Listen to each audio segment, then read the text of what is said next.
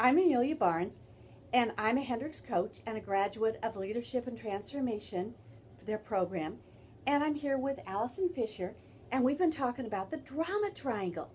And Allison is a teacher, and I'd love for you to tell us about how you use this with your kids. So I've been having a lot of issues with some of my students, a lot of drama, if you will, in the room. Mm-hmm. And so my goal has been kind of making them a little more self-aware of their roles in when we do have conflict in the classroom, whether they are acting as the villain or the ankle biter, if you will, like when they nitpick other students, when they are playing the victim role, and not necessarily looking at where they stand in the conflict, but just oh, woe is me. And then also our heroes, the students who kind of tend to get over involved in the situation, even though they have good intentions, they tend to make the problem worse. Yes. So yes, we have been working a lot on that self-awareness, on helping them see what roles they play in a conflict. Yes. Yes. And so you've taken that triangle, and now you've created. Now, how old are your kids? I have the group I'm working with right now are sixth graders. So the sixth graders, 11 and 12-year-olds. 11 and 12-year-olds. Now you've done something else you call a circle that we've kind of worked on. So yes. Tell me a little bit about what we call it the circle place, because we're trying to make this kid appropriate. Yes. So this was your suggestion, was the circle, and so we've talked about the feelings that are associated with the drama triangle.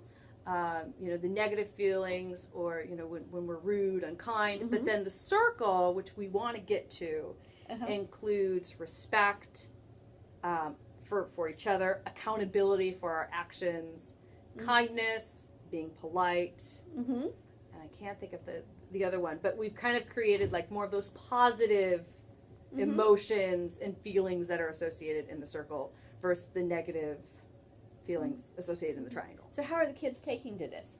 Well, right now this is something that's we're on about day 5 with this right now, but I think what's really helping is when I let them know, what role they're playing in different conflicts, and them kind of having this light bulb moment because they're seeing where they stand in the conflict versus, necessarily like sometimes they feel like the victim role especially is big in our class. So them seeing, where they stand and how they feel, and then how to help them kind of control their feelings and emotions to get them back to the circle. So we're still in the beginning stages right now, but it is kind of funny to see that light bulb kind of click when they, go on, when they realize like, oh, I am doing this.